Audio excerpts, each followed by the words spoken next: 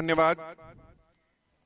સરસ્વતી માધ્યમિક શાળાની વિદ્યાર્થીની કવિતાએ ખૂબ સરસ ભરતનાટ્યમ રજૂ કર્યું છે.